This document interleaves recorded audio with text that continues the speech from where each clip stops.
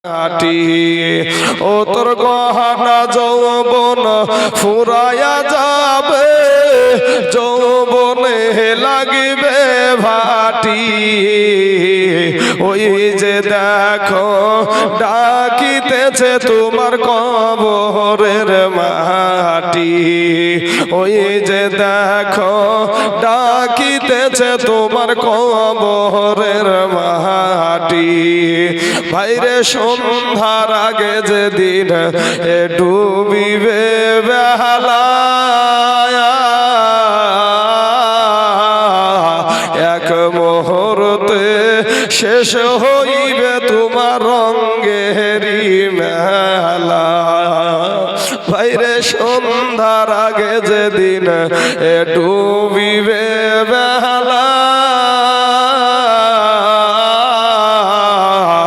এক মুহূর্তে শেষ হইবে তোমার রঙ্গেরি মেলা। তুমি কারে মারো এ জোরে ধম,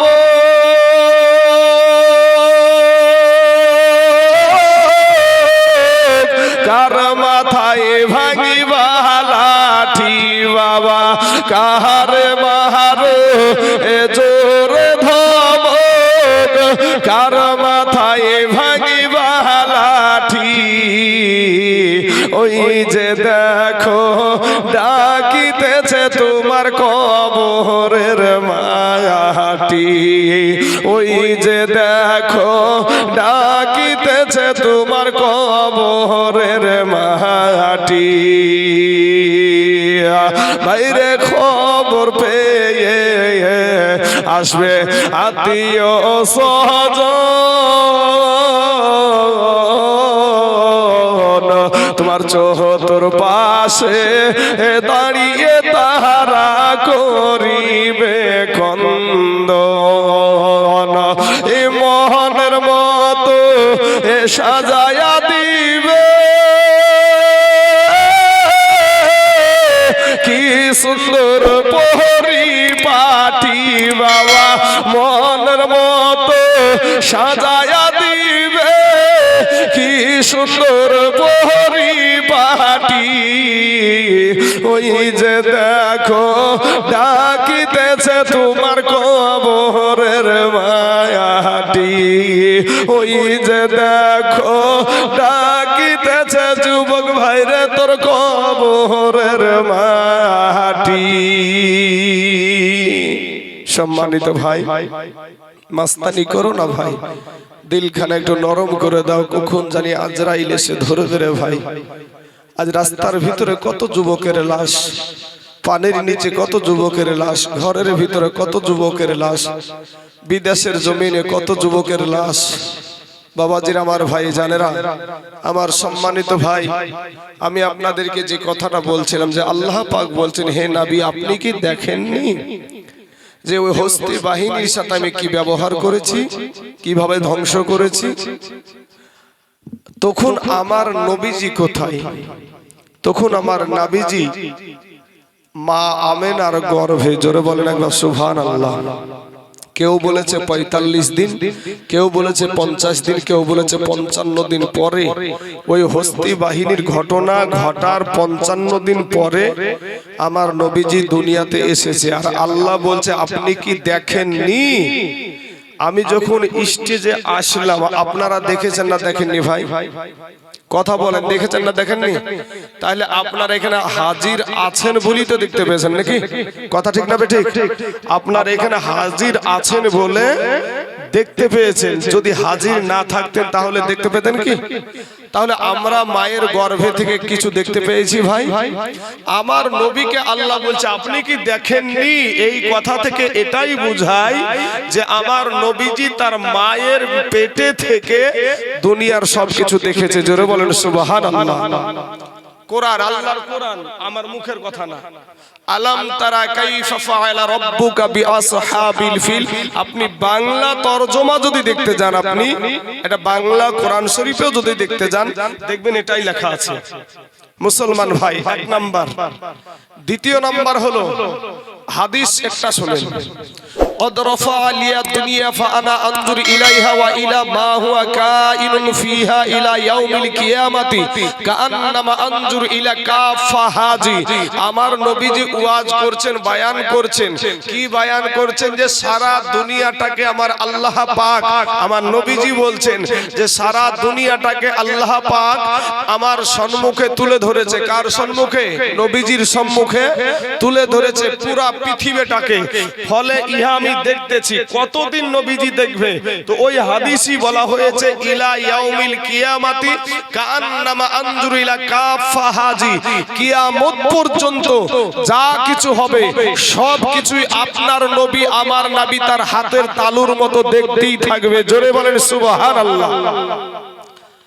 শুধু তাই না বাবা, হাদিসে আছে হাত্তা দখালা আহলুল জান্নাতি মানাজিলাহুম ওয়া আহলুন নারি মানাজিলাহুম। কোন কোন ব্যক্তি জান্নাতে যাবে এবং জান্নাতের কোন মঞ্জিলে থাকবে, কোন কোন ব্যক্তি জাহান্নামে যাবে এবং জাহান্নামের কোন মঞ্জিলে থাকবে, এটাও আমার নবীজি বায়ান করে সাহাবাদের শোনায়া দিয়েছে। জোরে বলেন সুবহানাল্লাহ। মুসনাদু বাজ্জার জগৎ বিখ্যাত একটা কিতাব। এই কিতাবটার বাবাজি, এই কিতাবটা একটা হাদিস এসেছে আনাস রাদিয়াল্লাহু তাআলা আন ক্বালা ক্বালা রাসূলুল্লাহ সাল্লাল্লাহু আলাইহি ওয়াসাল্লাম আল আমবিয়াউ আহইয়াউন ইউসাল্লুনা ফি কুবুরিহিম। আমার নবী, আমার কথা না বাবা, আমার নবীজি বলছেন সমস্ত নবীগণ কবরে জিন্দা। জোরে বলেন সুবহানাল্লাহ। ইউসাল্লুনা ফি কুবুরিহিম, এবং কবরে তারা সালাত আদায় করে, নামাজ পড়ে। জোরে বলেন সুবহানাল্লাহ। এই হাদিস থেকে বাবাজি আমরা যে কটা আয়াত, আমি হাদিস বা আয়াত পড়লাম, এটা থেকে কি এটা বোঝা যায় না যে আমরা এখানে যারা আছি এটাও আমার নবীজি দেখছেন? বা এটা বোঝা যায় না ভাই? বোঝা যায়। এবার একটা আপনাদেরকে বলি যে ভাই, এই দুনিয়ার জমিনে আমরা যা কিছু করছি, যাদের জন্য করছি, এরা কেউ আপনার আমার কবরে যাবে না। বুঝতে পারছেন?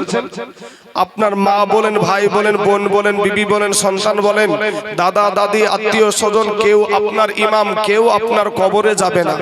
আপনার কবরে শুধু একমাত্র আমার দয়ার নবী যাবে। জোরে বলেন সুবহানাল্লাহ।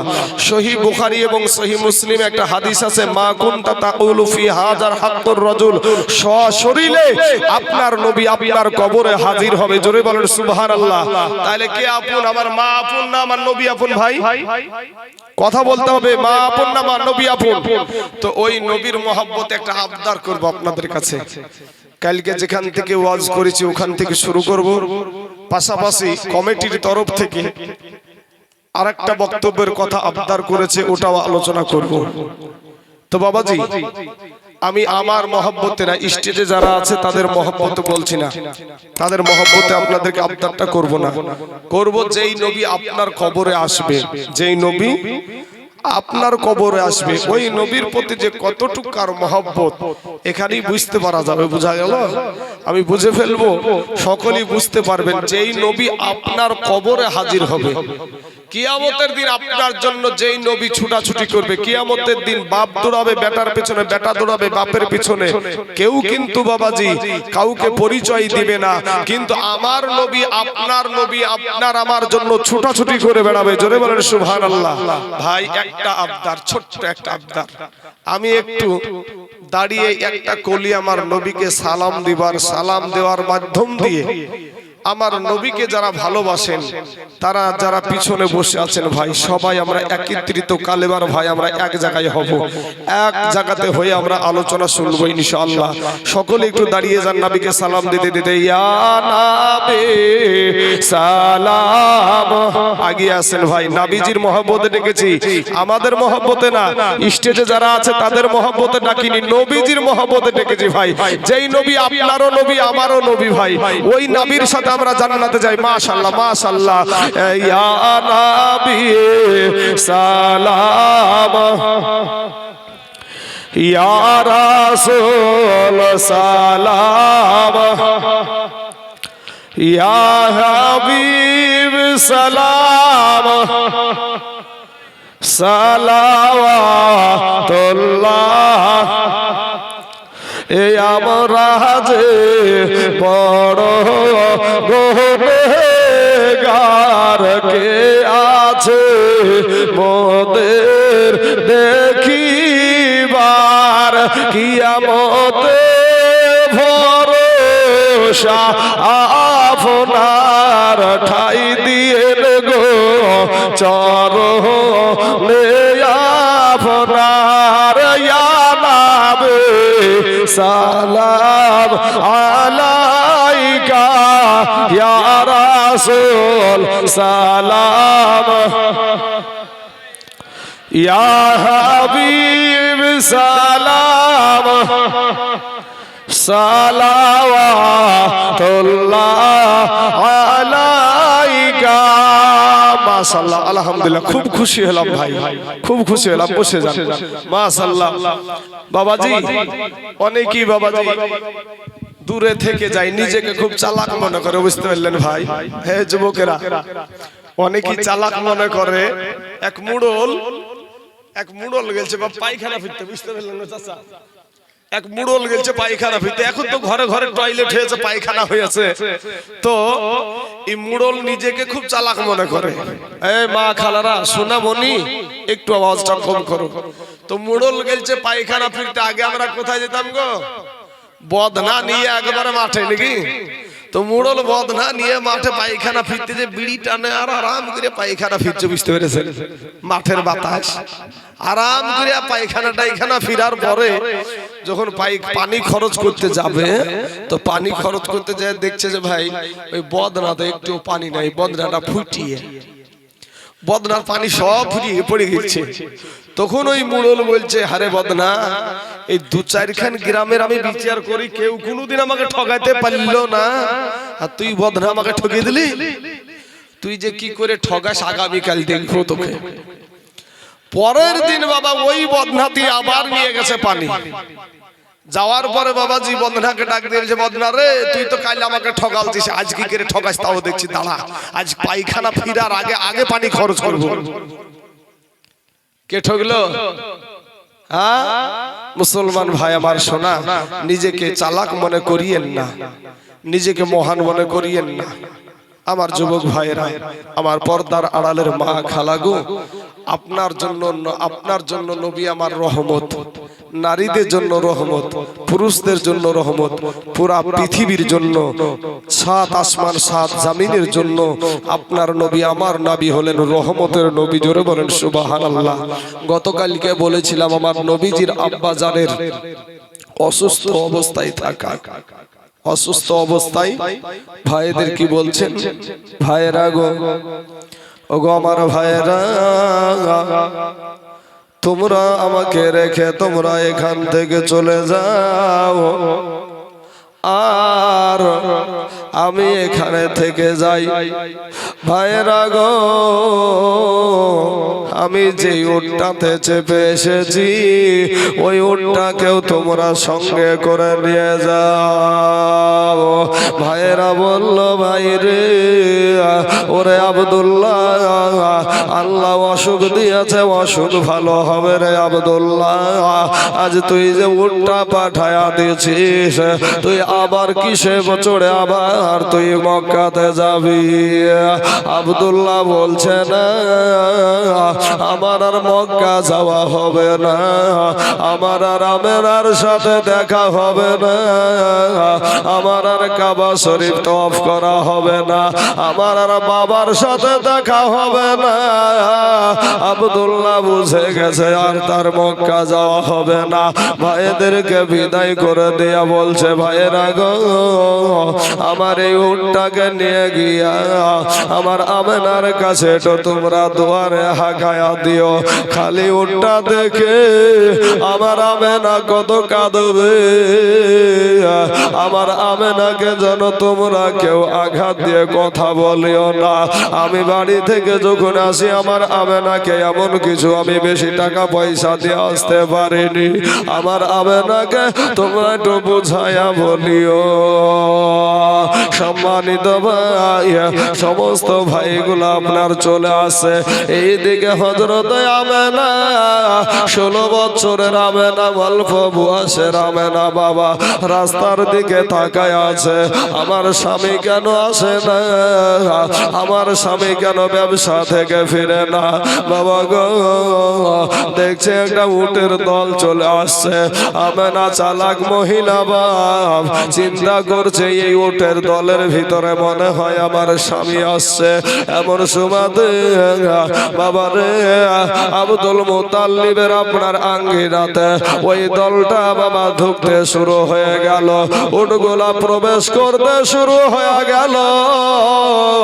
এবার আমেনা একটা একটা করে গুনতে গুনতে গুনতে গুনতে বাবা যখন 9 নম্বরের উটটা চলে গেছে, 10 নম্বরের উটটার দিকে তাকায় দেখে গো ওই উটটার চোখ দিয়ে জানে বাবা বছর নয়নে পানি ঝরে যাচ্ছে। উটের ওপরে কোনো মানুষ নাই, উটের ওপরে কোনো সওয়ারি নাই। আমেনা চিন্তা করছে তাই আহারে 10 নম্বর উটটা কেন খালি দেখা যায়, তাহলে কি আমার স্বামী আর দুনিয়ার জমিনে বেঁচে নাই বাবা গো। সব ভাইগুলো আব্দুল মুতাল্লিবের কাছে হাজির হয়ে গেল।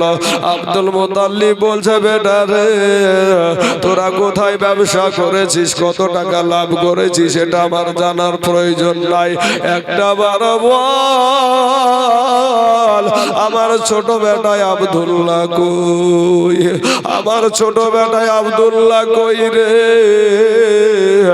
আমার ছোট বেটাটা কই। এ মুসলমান ডাক দিয়া ভাইরা বলল চাপ্পা গো চিন্তা করেন না, আপনার ছোট বেটা অসুস্থ হয়েছে, অসুখ হয়ে গেছে। ওই মদিনার জমিনে ওই আজমির নাদার গোত্রের ভিতরে তাকে রেখে দিয়া নানা নানির বাড়িতে রেখে দিয়া চলে এসেছি। এ বাবারা এবার আব্দুল মুতাল্লিব বাপজান বলছে, আব্বা ডাক দিয়া বলছে বেটা রে অসুস্থ ভাইকে রেখে দিয়া চলে আসলি রে বেটা, অসুস্থ ভাইকে রেখে দিয়া তোরা চলে আসলি। আমি জন্মদাতা পিতা, আমি জন্মদাতা আব্বা জানা, আমি যদি মরেও যেতাম এরপরেও আমার অসুস্থ বেটাকে আমি রেখে আসতাম না। জোরে বলেন সুবহানাল্লাহ। এবার টুক টুক টুক টুক করে আমেনা চলে যাচ্ছে বাবা। আমেনা গিয়া শ্বশুর আব্বাকে জিজ্ঞাসা করছে, আব্বা গো আপনার তো সব বড় বেটা গুলাকে দেখা যায়, কিন্তু আব্বা গো আপনার ছোট বেটাটা কই, আপনার ছোট বেটাটা কই। আব্দুল মুতাল্লিব বলছে আমেনা রে ওরে বিটি আমেনা চিন্তা করিস না, তোর স্বামী অসুস্থ হয়ে গেছে, তোর স্বামী অসুস্থ অবস্থায় মদিনার জমিনে রেখে দিয়া চলে এসেছে রে আমেনা, চিন্তা করিস না। আমেনা চোখের পানি মুছতে মুছতে রুমের দিকে চলে গেল বাবা। একদিন গেল, 2 দিন গেল, 3 দিন গেল, হঠাৎ একদিন আমেনা চিন্তা করছে আরে আমার অসুস্থ স্বামীটা পড়ে রইল মদিনায় আর আমি রইলাম মক্কাতে। আজকে আমার স্বামী যদি আমার কাছে থাকতো আমি একটু তার সেবা করতাম, আমি একটু নেকি কামায়া নিতাম। মনের কথা নিয়ে কোথায় যাবে বাবা, কার কাছে মনের দুঃখ খুলে বলবে গো। বৃদ্ধ শ্বশুর আব্বার কাছে গিয়ে বলছে আব্বা গো আপনার বেটা অসুস্থ অবস্থায় পড়ে রইল মদিনায় আর আমি রইলাম মক্কাতে। ও গো আব্বা আমার অসুস্থ স্বামীটাকে একটু আমার কাছে আইনা দেন না, আব্বা গো একটু ব্যবস্থা করে না, আমার স্বামীর একটু সেবা করে নি। আব্দুল মুতাল্লিব বলছে আমেনা রে কথাটা তুই খারাপ বলিস নি রে বেটি আমেনা, তবে আমি তোর শ্বশুর আব্বা, আমি চেষ্টা করে দেখছি কি করা যায় রে বেটি আমেনা, তুই চিন্তা করিস না। বড় বেটা হারেসকে ডাক দিয়ে বলছে বেটা হারেস রে ওই দেখ আমেনার চোখের দিকে মুখের দিকে তাকানো যায় না রে, ওই আমেনার দিকে আমি তাকাতে পারি না রে। একটা কষ্ট করে আমার একটা কথা তুই মেনে নে রে বেটা, একটা বার তুই মদিনার জমিনে যা আর আমার অসুস্থ আব্দুল্লাহকে তুই কোলে করে নিয়ে তুই বাড়ি চলে আয়, তুই বাড়িতে পৌঁছায়া দেয়া। বাপের কথা বেটা বাবা অমান্য করলো না। এবার বড় বেটা আপনার রওনা দিয়ে দিল। দেখবেন আমাদের সমাজে যদি কেউ মারা যায় গো বাবা, কেউ যদি ইন্তিকাল করে, দেখবেন লাইনবদ্ধ ভাবে সবাই যেমন জানাজার মাঠে যায়, আব্দুল্লাহর বড় ভাই যেন দেখছে বাবা সারিবদ্ধ ভাবে মানুষ চলে যাচ্ছে। একজনকে জিজ্ঞাসা করছে, ভাই কি হয়েছে গো, কি ব্যাপার? ওই মানুষটা বলে, ভাইয়া এখানে কথা বলে সময় নষ্ট না করে একটা নজর যদি দেখবো মনে করে সামনে আগিয়ে যাও। সামনে গিয়ে দেখছে বাপ একটা খাটলার ভিতরে সাদা কাফন পরিধান করে কে যেন শুয়ে আছে রে বাবা। আব্দুল্লাহর বড় ভাই হারেস বাবা ডাক দিয়া বলছেন, তোমরা কারা গো, তোমরা কে গো? কাফনের গিটটা একটু খুলে দাও, এই কাফনের ভিতরে কে শুয়ে আছে একটা বার দেখতে দাও। বাবা কাফনের গিটটা যখন খুলে দিল, দেখছে তার সেটার কেউ ছিল না বাবা, সেটা ছিল আব্দুল্লাহ আমার নবীজির আব্বা জান। বাল্যকালে এ মাহবাব জান মহারে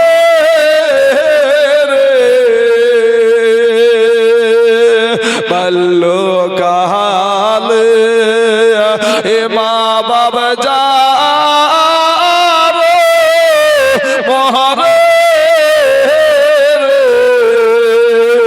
তাহার মতো দুঃখী নাই রে জগতে, তাহার মতো দুঃখী নাই রে জগতে। আসার কে বড় ভাই জমিনে পড়ে বলে, আব্দুল্লাহ রে, ওরে ভাই আব্দুল্লাহ এটা তো কথা ছিল না রে ভাই, তুই চলে যাবি দুনিয়া থেকে। দেখবেন আমাদের সমাজে ভাইয়ে ভাইয়ে কথা থাকে না বাবা, ভাইয়ে ভাইয়ে মিল মহব্বত থাকে না, ভাইয়ের সাথে ভাইয়ের রাগারাগি। কিন্তু কোনো অন্য মানুষ যদি ছোট ভাইকে মারে গো, বড় ভাইটার দাঁড়িয়ে থাকতে পারে না, বলে আমার ভাইকে মারিস না রে, আমার ভাইকে মারিস না।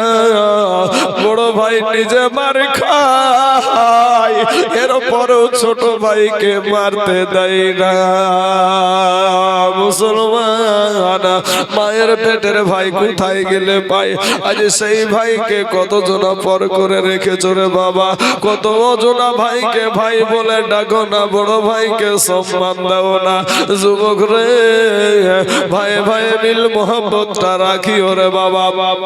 সোনা মানিক এবার বাবা ওই আব্দুল্লাহকে আপনার দাফন করে দিল কবরের পাশে। বাবা দেখবেন আমাদের সমাজে কোন সন্তানের যদি মা মারা যায় গো, কোন সন্তানের যদি বাবা মারা যায়, ওই সন্তানটাকে বাবা আর তাকে ডেকে ডেকে ডেকে ডেকে নিয়ে আসা যায় না, তাকে বুঝায়া বুঝায়া বাবা কবরের কাছ থেকে নিয়ে আসে। ওই রকম বাবা ওই কবরের পাশে যেন বাবা আব্দুল্লাহর বড় ভাই হারেস কান্দাছে। একটা বাবাজি রাখাল ছেলে, একটা যুবক ছেলে আপনার পাহাড়ের দিক থেকে দৌড়ে এসে যেন বলছে, চাচা গো কবরের পাশে কাঁদবেন না গো চাচা, কবরের পাশে কাঁদবেন না, কবরের পাশে কাঁদিয়েন না গো চাচা। আপনি এই কবরের পাশে এত কান্না করছেন, বিষয়টা কি, ব্যাপারটা কি? এই কবরের ভিতরে আপনার কে শুয়ে আছে? হারেস ডাক দিয়া বলল, বালক রে, এই কবরে যে শুয়ে আছে এটার অন্য কেউ না, এটা হইল আমার কলেজার টুকরা নয়নের পার আমার ছোট ভাই, এটা হইল আমার ছোট ভাই। এই কথা বলার পরে বাবা গো আমার সোনা মানিকেরা, ইন দি মিন টাইমে বাবাজি ওই ছেলেটা বলছে চাচা গো আমার একটা কাজ সহজ হয়ে গেল। বলে কি সহজ? আপনার ভাই যখন দুনিয়া থেকে চলে যাবে এর কিছু সময় আগে আমাকে একটা আমানত দিয়ে গেছে, তার হাতের নাম লেখা আংটিটা আমাকে দিয়ে গেছে, আর বলেছে তুমি তো এই পাহাড়ে এই দেশে তুমি ছাগল বকরি চড়াও, যদি কোন রকমের সত্যবাদী একটা মক্কার মানুষ পেয়ে যাও, এই সত্যবাদী এই মক্কা মানুষটার হাতে আমার আংটিটা দিয়ে দিও। এই আংটিটাকে জানো আমার আমেনার কাছে পৌঁছায়া দেয়। হারেস বলে বাবা রে তোমাকে কি আমার কোনো কথা বলেছে নাকি? বলে হ্যাঁ আর একটা কথা বলে নাই, তবে আমি একটু বুঝতে পারলাম ওই আব্দুল্লাহ যেন আল্লাহর সাথে কথা বলছিল। জোরে বলেন সুবহানাল্লাহ। কি বলছিল? সেদিন হয়তো আব্দুল্লাহ বলেছিল আল্লাহ গো আমার বাড়ি হলো মক্কাতে আর আমার কবর হলো মদিনাতে, আমার বাড়ি হলো মক্কাতে আর আমার কবর হলো মদিনাতে। আল্লাহ গো আমার আমেনার কবর যেন হয় সোনার মদিনায়। আমার আল্লাহ হয়তো সেদিন বলেছিল আব্দুল্লাহ রে, ওরে আব্দুল্লাহ তোর বাড়ি হলো মক্কাতে আর কবর হলো মদিনায়, ওই আমেনার কবর হবে মদিনায়, আর তুই যে আমেনার পেটে একটা সন্তান ছেড়ে এসেছিস ওই নূর নবীর রওজা মুবারক হবে সোনার মদিনায়। জোরে বলেন সুবহানাল্লাহ। এ মুসলমান বাবাজিরা, আমার ভাই জানেরা, আমার আব্বা জানেরা গো, এবার বাবা হারেস আবার খালি হাতে ফিরে চলে আসে। আমেনা এইদিকে বাবা একটা স্বপ্ন দেখছে। বাবা কি স্বপ্ন দেখছে? যে তার বুকের একটা নূর, তার বুকের একটা জ্যোতি, তার বুকের একটা আলা বুক থেকে বেরিয়ে যেন আসমানে গিয়া হারিয়ে গেছে। এমন সময়তে চোখটা খুলে গেল বাবা।